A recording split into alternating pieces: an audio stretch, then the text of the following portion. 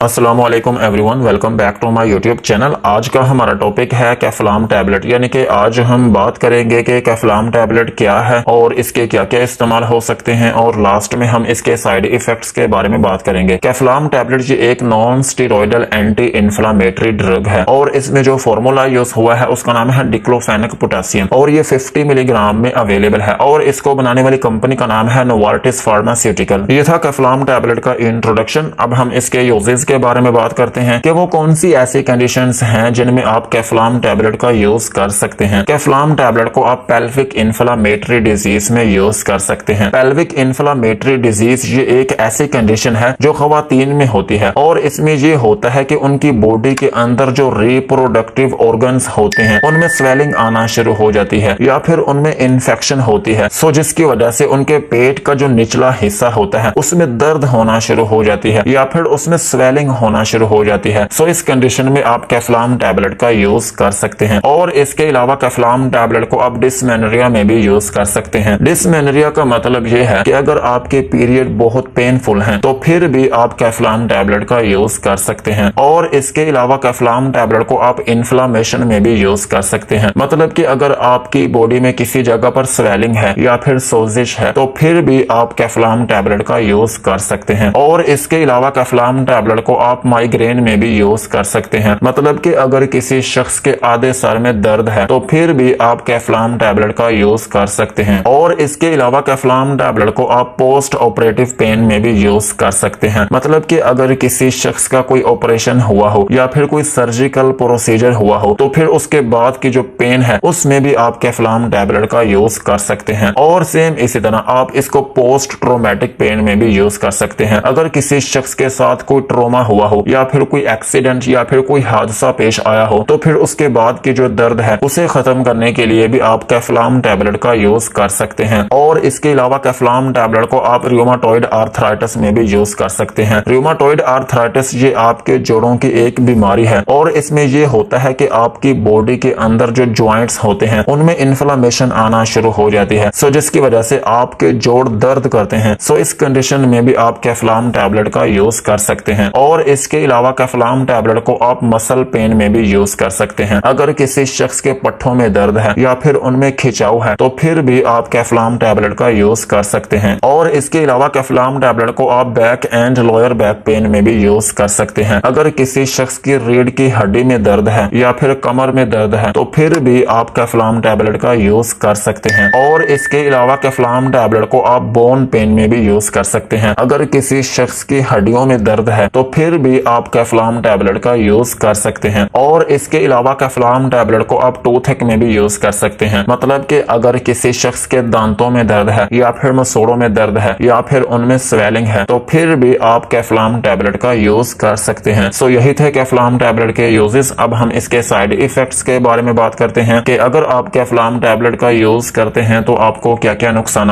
हो सकते हैं। कैफ्लाम टैबलेट को यूज करने से आपको नोजिया या फिर वोमिटिंग हो सकती है और इसके अलावा आपको डायरिया हो सकता है और इसके अलावा आपको डिजीनेस हो सकती है, मतलब कि आपको थोड़ी बहुत नींद आ सकती है। और इसके अलावा आपको वर्टिगो हो सकता है, मतलब कि आपको चक्कर आना शुरू हो सकते हैं। और इसके अलावा आपकी स्किन पर रैशेस बन सकते हैं। और इसके अलावा आपको विजन डिस्टर्बेंस हो सकती है, मतलब कि आपकी जो नजर है वो खराब हो सकती है। आज की वीडियो को यहीं पर खत्म करते हैं। वीडियो अच्छी लगी हो तो चैनल को सब्सक्राइब करें और बेल आइकन को प्रेस करें।